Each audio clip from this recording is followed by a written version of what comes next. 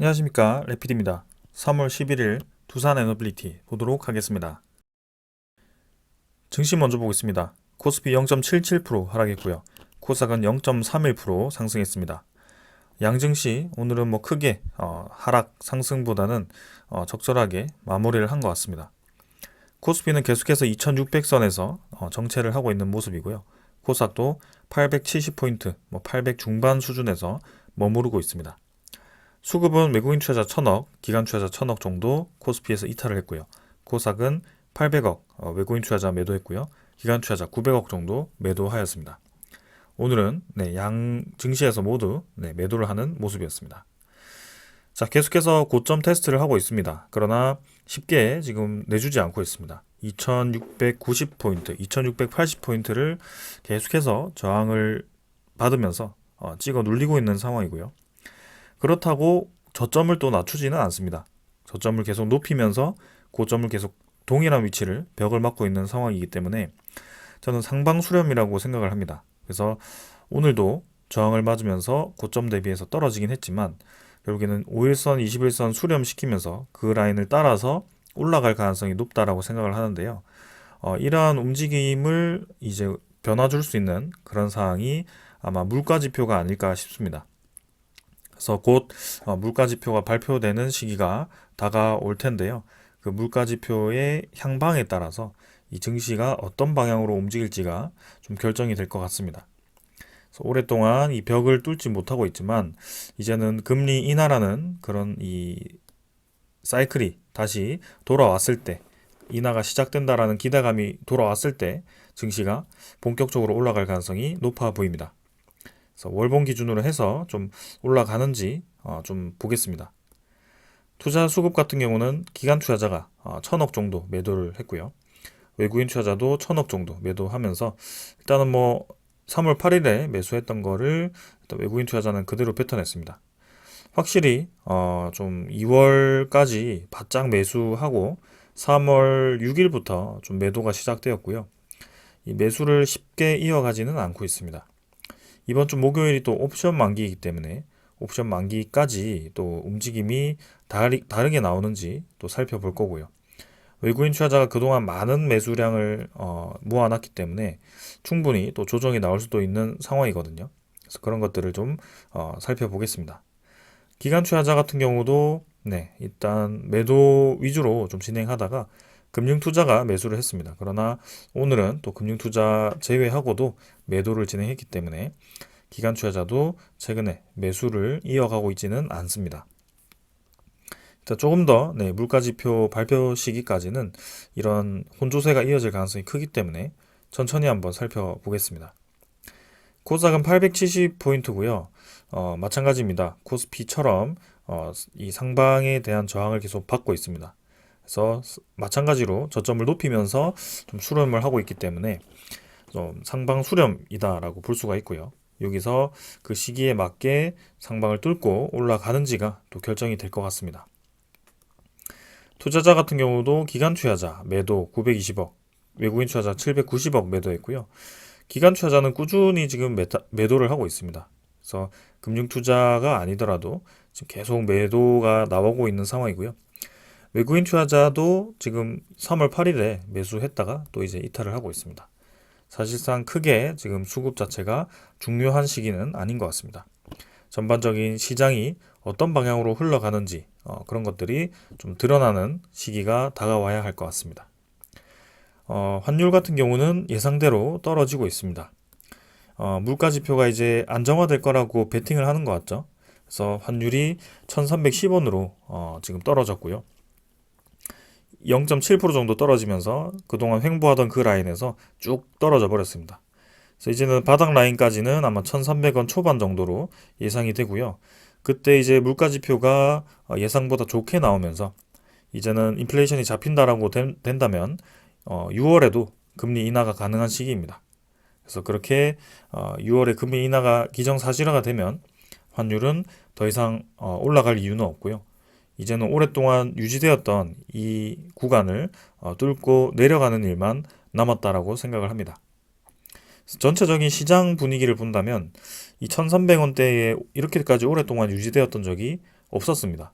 그래서 정상적인 흐름이라면 1250원 아래로 이 환율이 빨리 이제 떨어져야 되는 그런 상황이고요. 그 시기가 올해는 아니더라도 내년 상반기 정도까지는 좀 환율이 떨어지지 않을까라는 기대감을 가지고 있습니다. 환율이 떨어지면서 시장도 좀 안정세를 찾아가기를 기대를 하고 있습니다. 지수 선물 보겠습니다. 선물 지표는 미국 증시 하락 중입니다. 크게 뭐 하락하지 않고 있기 때문에 넘어가도록 하겠습니다. 유럽 증시 같은 경우도 1.6% 정도 하락 중이고요. 일단 뭐 평소보다는 좀 하락으로 크게 시작을 하고 있습니다.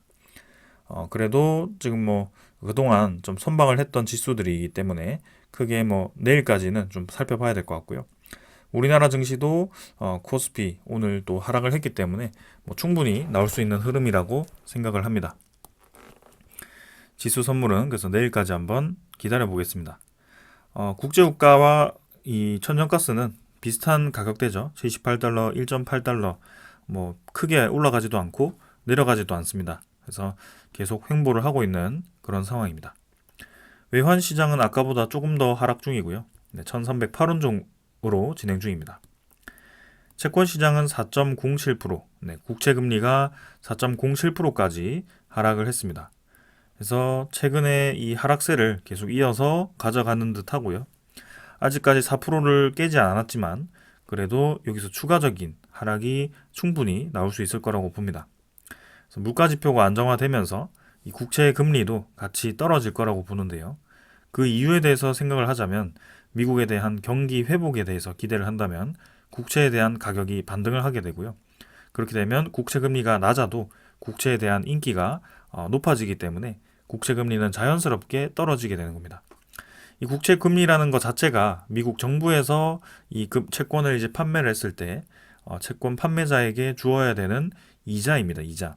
그래서 이 이자율이 높을수록 미국에서 부담해야 되는 돈이 많은 거죠, 사실은. 그래서 미국에 대한 경기 지표가 좋아지고 채권에 대한 인기가 높아질수록 이 국채 금리는 떨어지는 방향으로 진행될 수밖에 없습니다. 자, 그래서 이렇게 국채 금리가 또 떨어지면 한 가지 생각해 볼 수 있는 것은 안정된 자산에서 이제 수익률이 떨어진다라고 보는 거기 때문에 위험 자산으로의 자금 이동이 진행될 수 있다라고 이해를 하시면 되겠습니다. 자, 그래서 지금 우리의 예상대로 시장은 흘러가고 있습니다. 조금 기간이 밀리긴 했지만 금리에 대한 인하 시기가 기대감보다 밀리긴 했지만 결국에는 그 방향으로 향하고 있습니다. 그래서 우리가 급할 필요 없이 천천히 기다려보면 올해 안에 금리 인하가 시작되지 않을까라는 그런 생각을 합니다. 자, 오늘 여기까지 보고 종목으로 넘어가겠습니다. 두산 에너빌리티 보겠습니다. 오늘 860원 상승했고요. 5.4% 상승해서 16,720원으로 마무리되었습니다. 자, 오늘은 장 초반부터 아주 강하게 상승을 했고요. 마지막까지 상승세를 좀 유지를 하면서 마무리가 되었습니다. 시간의 거래량도 평소보다 훨씬 많은 거래가 이루어졌고요. 딱 봐도 이제 10배 이상의 그런 거래량이 나왔습니다. 그래서 16,730원으로 지금 현재 종가와 동일하게 진행되었지만 그래도 계속해서 이 거래량이 붙어주었다는 것은 의미가 있다라고 말씀드리고 싶습니다. 제일 중요한 것이 이제 일별 거래량입니다. 제가 그동안 계속 강조드렸습니다. 거의 한 3달 동안 거래량에 대한 얘기를 반복적으로 말씀을 드렸는데요. 오늘 드디어 그 거래량이 나왔습니다. 2220만 주로 평소 대비해서 10배 수준의 거래량이 나왔고요. 5%가 올라간 게 중요한 게 아니고 거래량이 이만큼 터졌다라는 게 저는 더 중요해 보입니다. 두산 에너빌리티가 어떤 이유에선지 거래량이 붙었다라는 것은 투자 수급이 지금 두산 에너빌리티로 향했다라고 볼 수가 있는 것이고요. 두산 에너빌리티만 올라간 것이 아니라 그 관련 테마들이 다 같이 움직였다는 것에서 의미가 있다라고 보여집니다. 그래서 장 초반에는 조금 더 상승이 강했지만 마지막에 이제 상승세를 좀 반납을 하면서 좀 상승폭을 줄인 종목들도 있습니다. 그러나 전체적으로 이 원자력 테마가 움직였다라는 것에 의미가 있다라고 봅니다. 제가 이 관련 소식을 좀 찾아보려고 했는데요. 그 소식이 없음에도 불구하고 이 움직임이 먼저 나왔다라는 것이거든요. 조만간 이 움직임이 나올 수 있는 움직임을 이해시킬 수 있는 소식이 나올 것인가 아니면은 이제는 이 테마에 에너지 테마에 수급이 좀 몰리는 것인가, 뭐 그렇게 생각을 해볼 수 있을 것 같습니다. 아무튼 간에 지금 확실히 주가가 올라가기 시작했다라고 말씀드릴 수 있는 것이 이 거래량이고요. 2200만 주가 나오긴 했지만 일단은 2200만 주 이후에 나오는 그 거래량도 중요합니다. 그래서 그동안 2000만 주 이상의 그런 거래량이 나올 때마다 주가의 피크를 찍고 떨어질 때 였지만, 지금은 반대로 한참 동안을 횡보를 하다가 상승의 시작을, 이 주가의 피크를 찍었습니다. 거래량의 피크죠. 그래서 거래량이 좀 더 증가하면서 추가적인 상승이 나오느냐, 아니면 거래량을 여기서 조금 줄이더라도 계속해서 이 꼬리를 메우면서 상승이 나오느냐, 그런 것들을 좀 살펴봐야 될 것 같습니다. 그래서 본격적인 상승이 나온다라고 한다면 이전에 두산 에너빌리티가 강력한 상승이 있을 때처럼 점진적으로 거래량이 증가하면서 올라가는 그런 거래량이 나와야 된다. 그래서 아직도 2200만 주 이상의 거래량이 다음 날이라도, 뭐 다음 주라도 나와줘야지 본격적인 상승이라고 할 수 있을 것 같다라고 말씀드리겠습니다. 일단 기술적으로는 굉장히 좋습니다. 네, 오랫동안의 횡보 끝에 이런 거래량이 한번 터지면서 위로 이제 장기 이평선 뚫고 나왔고, 그 다음에 전 고점까지 탈환을 하면서 한 번에 이제 올라가는 모습이었습니다. 그래서 점진적으로 저점도 높이면서 추세를 유지하면서 올라가는 그 추세가 만들어졌고요. 이 거래 이후에 윗꼬리를 메우면서 내일도 양봉이 나온다면 이제는 완벽하게 좀 이런 하락에 대한 갭을 메워주었다라고 생각을 할 수 있을 것 같습니다. 그래서 우리가 그동안 한참 동안을 횡보하고 저점을 높이면서 만들었던 그 구간을 정말 허무하게 이제 이렇게 깨트렸는데요. 그 깼는데 이제 회복하는데 굉장히 오래 걸렸습니다. 근데 이렇게 단 하루 만에 많은 이 갭을 메워주면서 근처까지 올라왔고요. 여기 추가적인 상승이 나오면서 이 영역을 회복을 해준다면 이젠 다시 한번 2만 원을 탈환할 수 있는 그런 자리까지 올라왔다라고 평가를 내릴 수 있을 것 같습니다. 자, 그래서 네, 이 두산 에너빌리티를 비롯해서 관련 테마들이 움직이기 시작했는데요. 이번 주 월요일부터 움직였기 때문에 이번 주 금요일까지도 또 기대감이 있습니다. 특히 목요일은 옵션 만기인데 옵션 만기가 껴있는 이 주에 또 상승이 시작되었기 때문에 목요일까지에 대한 움직임도 한번 살펴보도록 하겠습니다. 자, 그 다음에 이제 투자 수급입니다. 거래량이 터진 만큼 수급도 굉장히 좋았습니다. 기관 투자자 160만 주 매수했고요. 외국인 투자자도 220만 주를 매수하면서 근래 보기 힘들었던 양매수가 진행이 되었습니다. 금융투자 40만 주, 보험 9만 주, 투신 37만 주, 그다음에 연기금 투자자 32만 주, 사모펀드가 40만 주를 매수했습니다.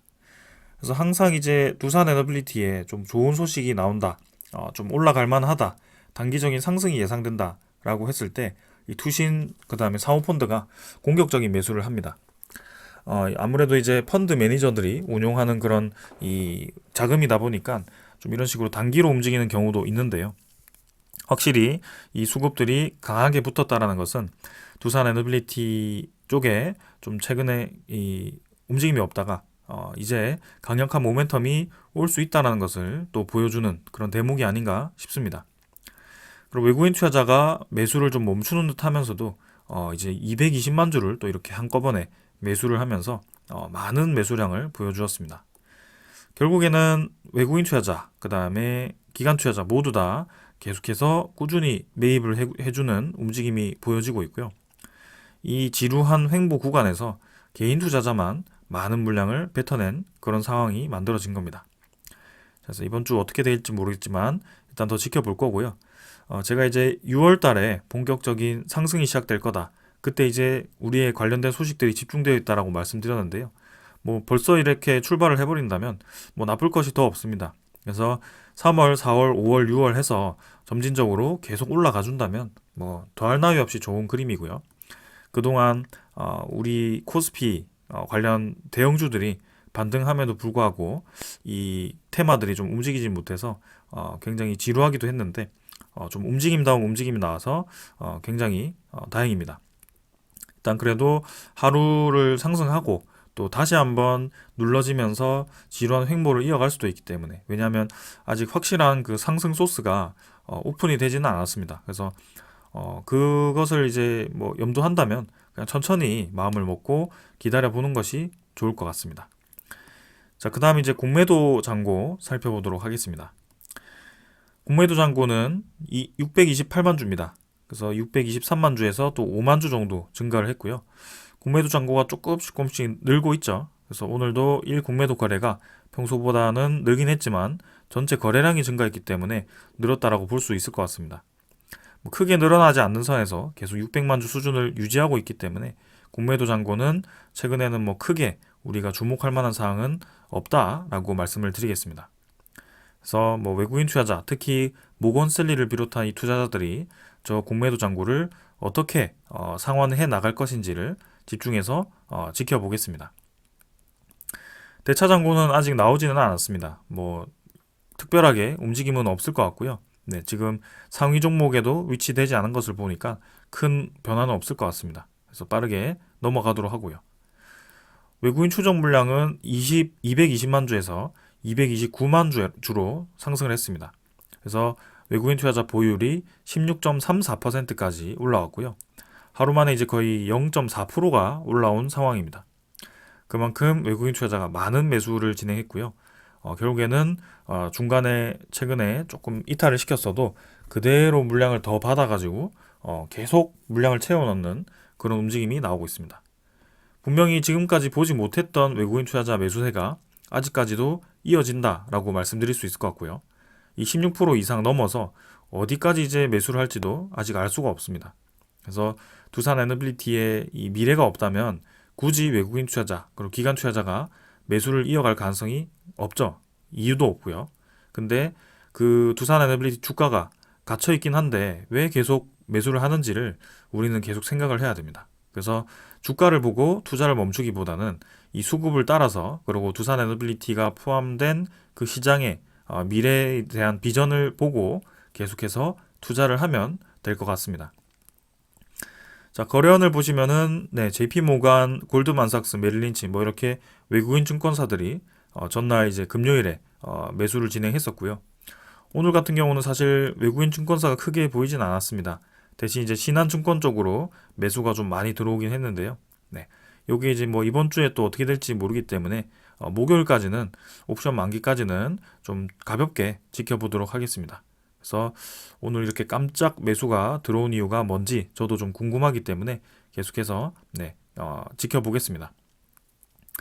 자, 오늘 그래서 이 정도로 차트 다 말씀을 드리고 오늘 준비한 소식들 말씀드리도록 하겠습니다. 자, 먼저 전해드릴 소식입니다. 사실 이제 아침에 이 장 열리기 전에 소식이 하나 나왔습니다. 두산 에너빌리티가 1,500억 규모의 사우디 복합 화력 기자재 공급 계약 체결을 했습니다. 사실 오늘 주가가 이것 때문에 올랐다라고 하기에는 이 1,500억이라는 규모가 굉장히 작고요. 네. 그리고 평소에 국내 이 터빈 시장에서 수주를 했을 때도 큰 움직임이 없었습니다. 근데 일단은 오늘 주가는 요 소식과는 좀 별도로 움직이지 않았을까라는 생각이고, 그렇기 때문에 원자력 테마들이 다 같이 움직였다라고 좀 생각이 됩니다. 아무튼 지금 사우디 쪽에서의 또 오랜만에 들려오는 소식이었는데요. 이 내용도 중요하기 때문에 좀 본격적으로 말씀드리겠습니다. 자, 두산 에너빌리티가 발주처인 셉코 3이죠. 네, 사우디아라비아 타이바 1, 카심 1 복합 화력 발전소 기자재 공급 계약을 이 셉코 3과 공급 계약을 체결했다라고 합니다. 두산 에너빌리티가 올해 이 원자력 발전에 대한 기자재 수주 목표가 낮습니다. 거의 없습니다. 왜냐하면 대형 원전 발주가 올해는 없기 때문인데요. 수주를 하더라도 발주되는 데는 또 1년 정도의 시간이 필요할 수 있습니다. 그래서 거기에 대한 계산이고요. 근데 대신에 올해 이제 가장 큰 비중으로 잡았던 것이 이 복합 화력 기자재, 그죠? LNG 기자재입니다. 그래서 가스터빈에 대한 이 수주량을 굉장히 높여놨는데요. 총 한 3조 정도를 잡아놨더라고요. 근데 이유가 있었던 것 같습니다. 올해 시작부터 안동 화력발전, 그 다음에 또 다른 화력발전소에서 또 터빈 수주를 했었고요. 이제는 해외 시장까지 이렇게 수주 소식이 들려왔습니다. 그래서 이번 계약은 두산 에너빌리티가 이렇게 650메가와트급으로 복합 화력발전소에 스팀 터빈과 발전기를 한 개씩 공급한다라고 하고요. 계약 금액이 낮긴 하지만 지금 여기에 납품되는 이 발전소 자체가 용량이 굉장히 큰 발전소입니다. 그래서 지금 이 복합 화력 발전소가 제다 북부와 리야드 북서쪽에 각각 위치를 하면서 두 발전소 모두 1800메가와트급으로 2027년까지 건설이 된다고 합니다. 그래서 이 1800메가와트급 두 개를 생각하시면 될 것 같고요. 그 중에 이제 650메가와트급 한 개가 이 발주가 났습니다. 그래서 순차적으로 이제 발주가 나는 것인지 아니면은 두산 에너빌리티를 제외한 다른 터빈 기업에다가도 분산시켜서 발주를 주었는지는 일단 지켜봐야 될 것 같습니다. 그래서 이제 지금 사우디 쪽에서 총 15기가와트 이상의 복합화력 발전소를 지금 5년 동안 지금 진행할 거기 때문에 상당히 많은 수주가 기대가 되거든요. 그러니까 두산 에너빌리티가 사우디 시장뿐만이 아니고 국내, 그 다음에 뭐 이런 안동, 공주, 고성, 그 다음에 아랍에미리트, 뭐 우즈베키스탄 이런 식으로 계속 그 터빈에 대한 수주를 진행을 하고 있습니다. 그래서 우리가 국산화를 하자마자 두산 에너빌리티가 아주 발빠르게 시장에 침투를 하고 있고요. 상당히 눈에 띄는 상황입니다. 자, 근데 여기서 아까 타이백 하심 1에 대한 그런 공장이 1800메가와트급 두 기라고 제가 말씀을 드렸습니다. 근데 작년부터 제가 말씀드렸던 소식 하나가 있죠. 원래는 이제 총 규모가 10조입니다. 사우디 타이박 하심 LNG 발전이 10조 규모로 한전 컨소시엄이 사업권 절반 확보를 추진한다라고 작년 8월 정도에 소식이 나왔었습니다. 그래서 지금 1800메가와트급 총 4개 중에 2개를 우리나라 컨소시엄이 확보를 할 예정이다라는 소식이 있었는데요. 그 중에 지금 2개가 아마 저쪽 다른 쪽에 발주가 나서 두산 에너빌리티가 거기에 기자재를 납품하는 것 같습니다. 근데 그럼 나머지 2개가 이제 어디 쪽으로 가느냐가 문제인데요. 아직까지는 이제 한국전력 쪽으로는 뭐 수주 소식이 들려오지는 않았습니다. 아직 발주가 나지 않았을 수도 있을 것 같고요. 근데 두산 에너빌리티가 만약에 그 한전 컨소시엄이 수주를 하게 되면 그 EPC 시공을 하게 되고 기자재 납품을 하게 됩니다. 그래서 방금 이제 650메가와트당 1,500억으로 잡혔지만 이 우리나라 컨소시엄이 수주를 했을 때는 상당히 큰 수주를 할 가능성이 저는 높아 보이고요. 이것도 마찬가지로 2027년 타겟이기 때문에 언제 또 발주가 나는지 또 궁금해지는 상황입니다. 두산 에너빌리티가 유리한 이유가 또 있죠. 사우디 산업광물자원부 장관이 작년 12월에 우리나라 방문해서 두산 에너빌리티 창원 공장에 방문을 했습니다. 그래서 저번에도 제가 강조드린 적이 있는데요. 두산 에너빌리티와 사우디와 합작사 설립을 해서 최대 규모의 주단조 공장을 설립을 하고 있습니다. 2025년에 완공될 예정이고요. 그게 완공이 되면은 SMR 부품이라든지 터빈 부품이라든지 그런 풍력 부품이라든지 뭐 이런 가스 터빈 이런 것들을 다 이제 제작을 할 수가 있습니다. 그래서 거기에서 많은 제품들을 제작을 한다면 사우디 입장에서는 자국 내에 그런 생산 기지가 생기는 거죠. 대형 생산 기지가. 그래서 굳이 다른 나라에서 제작해서 비싸게 수입을 들여서 그런 운송 비용까지 부담할 필요가 없는 겁니다. 특히 또 두산 에너빌리티와 오래된 파트너십을 가지고 있기 때문에 좀 더 신뢰감이 있을 거고요. 그리고 이 두산 에너빌리티가 공장만 지어주고 끝나는 게 아니고 거기에 가서 현지 생산을 해주면서 생산에 대한 기술도 어느 정도 노하우를 전달해주고 뭐 그런 식으로 진행이 될 것 같습니다. 그렇기 때문에 저런 큰 프로젝트가 두산 에너빌리티 쪽으로 넘어올 가능성이 저는 높다라고 생각을 하고 있고요. 타이박 하심 1800메가와트급 2기가 과연 어디로 갈지도 계속해서 기다려 보겠습니다. 일단은 사우디의 이 LNG 시장에 첫 발은 두산 에너빌리티가 성공적으로 진입을 했습니다. 자, 그래서 지금 두산 에너빌리티의 4대 산업이죠. 원전 산업이 잘 나가고 있고요. SMR 같은 경우는 조금 이제 주춤하다가도 다시 최근에 들어서 관심을 가지고 있습니다. 해상풍력도 좀 주춤하고 있는데요. 올해 해상풍력 특별법이 통과되고 그 뒤에 우리나라 이 해상풍력 터빈 기업들을 좀 밀어준다면 정부 차원에서 밀어준다면 좋은 결과 있지 않을까 싶습니다. 그리고 이제 가스터빈 시장도 지금 굉장히 좋게 흘러가는 분위기고요. 두산 에너빌리티에 대한 전성기가 다가올 수 있겠다라는 생각을 많이 하게 됩니다. 두산 에너빌리티가 이렇게 살아나는 이유는 딱 두 가지입니다. 첫 번째는 전체적인 에너지, 그죠? 전 세계적인 에너지 시장이 변화하고 있고 그 에너지 시장이 확대되고 있기 때문입니다. 탈석탄을 통해서 친환경 에너지라든지 안정적인 경제적인 에너지라든지 그런 쪽으로 이제 체제 전환을 하고 있죠. 그래서 새로운 에너지 플랜트가 많이 필요한 상황이 되었습니다. 근데 에너지 수요가 그냥 완곡하게 천천히 늘어나는 게 아니고 급격하게 이렇게 일자로 올라가 버리니까 각 국가에서도 지금 이제 심각한 상황이고요. 거기에 불을 붙이듯 우크라이나 러시아 전쟁이라든지 그런 이 원자재를 많이 가지고 있는 국가들이 그 원자재 수출을 금지해 버리니까 이 가격이 올라가더라. 그죠? 원자재 가격이 올라가면서 그에 의존도가 높을수록 전력에 대한 타격도가 크더라. 그래서 전력을 생산하는 것도 중요하지만 전력을 생산함으로써의 그런 비용도 굉장히 중요합니다. 그래서 최근에 가장 중요한 것이 경제성과 그 다음에 안보죠. 에너지가 안정적으로 만들어져야 되고 경제성이 있어야 된다. 거기에 이제 친환경까지 있으면 더 좋죠. 그래서 요 세 가지 키워드로 지금 에너지 시장이 바뀌면서 두산 에너빌리티가 주목을 받고 있는 겁니다. 그리고 이제 두 번째가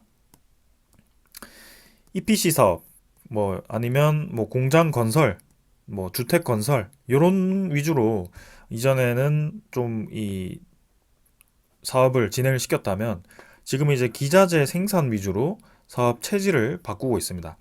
원전 터빈 납품, 주기기 납품, 그 다음에 가스터빈 터빈 납품, 뭐 해상풍력 터빈 납품, 그 다음에 3D 프린팅을 활용한 항공 엔진 뭐 부품 납품 이런 식으로 기자재를 이제 찍어서 납품하는 그런 식으로 진행이 되는 겁니다. 그래서 이런 건설에 들어가는 비용, 그죠? 뭐 원자재도 들어가고 그 건설을 관리하는 사람들 비용도 들어가고 그 다음에 건설이 뭐 잘못되면 또 수정해야 되고 납기가 지연되면 건설 일정이 밀리면서 그만큼 또 인건비도 늘어나게 되고 계속 이제 건설 같은 경우는 위험성이 굉장히 많죠.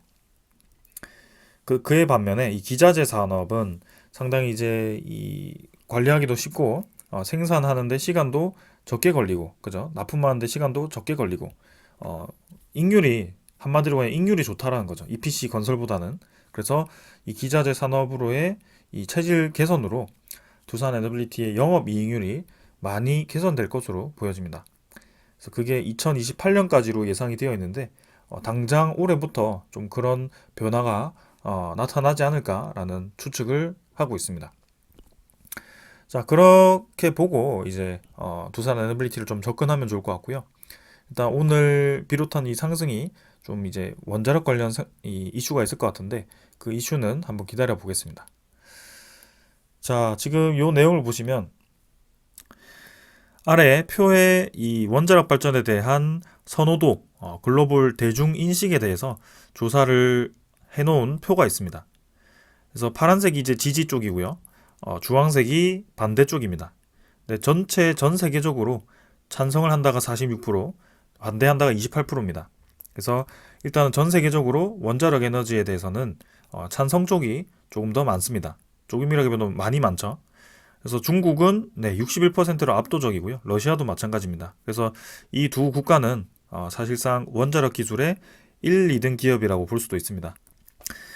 그 다음 뭐 UAE, 인도, 스웨덴, 필리핀, 프랑스, 뭐 미국, 남아공 이렇게 원전하면 이제 좀 보이는 국가들이 있죠. 근데 정말 의외인 것은 독일도 지금 이제 42% 찬성, 28%가 반대입니다. 이 국민들이 찬성을 함에도 불구하고 독일은 탈원전을 고집을 하고 있습니다. 굉장히 이제 의아한 그런 상황이고요. 벨기에도 마찬가지네요. 근데 벨기에는 최근에는 다시 한번 원전 산업을 이제 수명을 연장시키면서 좀 살리려는 그런 움직임이 나오고 있습니다. 이탈리아도 이제 국회 입법을 통해서 좀 새로운 원전에 대한 검토를 다시 하는 듯 하고요. 일본 같은 경우는 원자력 기술이 예전에는 좋았지만 후쿠시마 원전 사고로 인해서 확실히 여론이 좋지 않은 그런 모습입니다. 우리나라는 45%대 28% 거의 뭐 세계 평균과 유사한 상황인 것 같습니다. 아무튼 결론적으로는 우리나라도 찬성이 더 많다라고 볼 수가 있겠습니다. 자, 그래서 지금 원자력 발전에 대한 그런 이 국민적인 찬성이 조금 더 많음에도 불구하고 우리 이 산업통상자원부 쪽에서는 11차 전력 수급 기본 계획을 아직까지도 수립을 하지 못했습니다. 왠지 이제 다 나왔을 것 같은데 마지막에 이제 결론을 짓는 데 있어서 좀 고민하는 부분이 있는 것 같습니다. 그게 정치적인 것과 관련이 있는 것인지는 사실 잘 모르겠지만 이 예측으로 의하면 4월 총선에 이제 영향을 미칠 것을 우려해서 그 뒤로 나올 가능성이 높다라고 좀 생각을 하는 것 같습니다. 일단 신규 원전 건설이 포함이 될 거고 거기에 SMR이 포함될지 모르겠지만 확실히 원자력 에너지에 대한 비중이 증가할 수 있다라고 보는 것 같습니다. 일단 10차 전기본을 예로 들면은 LNG가 대폭 떨어지고요. 석탄 발전도 14%로 떨어집니다. 신재생과 이제 원전 에너지가 30%대로 동시에 진입을 합니다. 신재생 에너지가 30%대로 단기간에 이렇게 올라오는 것이 상당히 저는 대단하다라고 생각할 정도로 우리나라가 신재생에서 뒤처졌는데도 불구하고 빠르게 지금 늘리는 상황인데요. 이게 뭐 11차 전력 수급 기본 계획에서 25%로 떨어진다고 하더라도 그 25%도 저는 상당히 대단한 성과다라고 생각을 합니다. 절대적인 수치를 비교하는 것이 아니라 그 단기간에 몇 프로가 상승했는지를 비교해 본다면 이 신재생 에너지는 우리나라에서 그 누구보다도 빠르게 증가를 하고 있다라고 볼 수 있을 것 같습니다.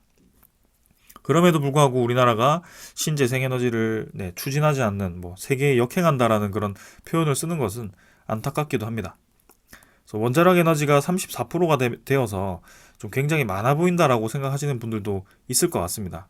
그러나 우리나라가 지금 직면해 있는 이 산업에 대한 고도화를 생각을 해야 됩니다. 그래서 원자력 에너지를 좀 반대하는 이 분들에게 물어보고 싶습니다. 첫 번째는 많은 수요가 예상되는 AI 데이터 센터에 대해서 이 전력에 대한 그 수요가 엄청납니다. 요거는 이 웬만한 수만 명 이상의 그런 주민들이 집중적으로 이 전력을 사용했을 때에 대한 수요가 이 데이터 센터 한 개당 나오는 그런 수요다라고 합니다. 그만큼 좁은 면적에 많은 에너지가 필요한 상황인데요. 이 AI 데이터 센터를 원자력 발전을 없앴을 때 무엇으로 돌렸을지를 물어보고 싶습니다. 그리고 두 번째는 신재생 에너지를 활용해서 많은 에너지를 이제 보급을 했을 때 전력에 대한 단가를 계산을 해보았는지 물어보고 싶습니다. 그래서 전력 비용이 늘어났을 때 제때 전기 비용을 올리지 않으면 우리나라 공기업에 대한 적자를 보았듯이 그런 이 전력에 대한 이 구조가 무너질 수도 있습니다. 지금 이제 대만도 대표적인 탈원전 국가인데요. 결국에는 전기료 인상을 하게 됩니다. 매달 최대 20%까지 올리게 된다라고 합니다. 그래서 대만 정부가 탈원전 여파로 최악의 재무 위기에 빠진 대만전력공사의 존속을 위해서 다음 달에 전기요금을 10에서 12%까지 올릴 것으로 알려졌다고 합니다. 그만큼 지금 이제 이 TPC 누적 적자가 23조로 이제 급증을 하면서 이제는 회생이 불가할 정도죠. 그래서 전기료를 올리지 않고는 감당이 되지 않는 겁니다. 그래서 결국에는 값비싼 돈을 주고 친환경으로 돌린다. 그거는 이해할 수 있습니다. 근데 우리나라는 값비싸다. 그리고 AI 데이터 센터를 어떻게 돌릴 것인가, 안정적인 전력 수급을 어떻게 마련할 것인가를 얘기하지 않으면서 원자력 발전을 없애자고만 얘기를 하고 있습니다. 그 이유는 후쿠시마 원전 사고와 같은 핵 폐기물에 대한 처리, 핵 사고에 대한 우려성만 계속 제기를 하고 있습니다. 현실적으로는 지금 전 세계가 그 때문에 이제 탈원전을 수행하고 2012년부터 2023년까지 그런 기조를 이어오다가 지금 최근에 급증하는 그런 전력 수요에 의해서 감당하기 어려웠기 때문에, 그리고 경제성이 떨어졌기 때문에 다시 한번 원자력 발전을 늘리고 있는 추세입니다. 근데 그것을 이제 무시를 하고 좀 이런 식으로 진행을 하고 있는데요. 아무튼 정치적으로 떠나서 좀 효율적인 방향을 선택하는 것이 맞다라고 생각을 합니다. 그래서 AI 데이터 센터를 신재생에너지로도 24시간 돌릴 수 있으면 저는 동의합니다. 안정적으로 전력 소비 가능하면 저도 동의를 하겠습니다. 근데 거기에 들어가는 비용이 만약에 정말 천문학적으로 들어간다면 저는 반대합니다. 네, 그리고 비용이 비싸다면 결국에는 보완을 해야 됩니다. 그래서 신재생에너지도 늘리지만 원자력 발전도 늘려야 된다는 것이 그렇게 서로 상호조격 보완을 해야 된다는 뜻이고요. 네, 그렇게 좀 진행이 되는 게 맞지 않나 싶습니다. 결국에는 2027년 이후에, 2028년 이후에 두산 에너빌리티가 야심차게 준비하고 있는 수소 전소 가스터빈이 있습니다. 이 수소 전소 가스터빈이 상용화가 되고 수소로 발전을 가능하게 된다면 원자력 발전에 대한 비중이 줄어들 수 있습니다. 왜냐하면 이제는 수소만 생산할 수 있으면 안정적인 친환경 에너지를 공급할 수 있기 때문이죠. 그래서 그때부터는 원자력 발전에 대한 비중이 줄어도 네, 저는 동의합니다. 근데 지금은 이 기술이 아직까지 상용화되지 않았고요.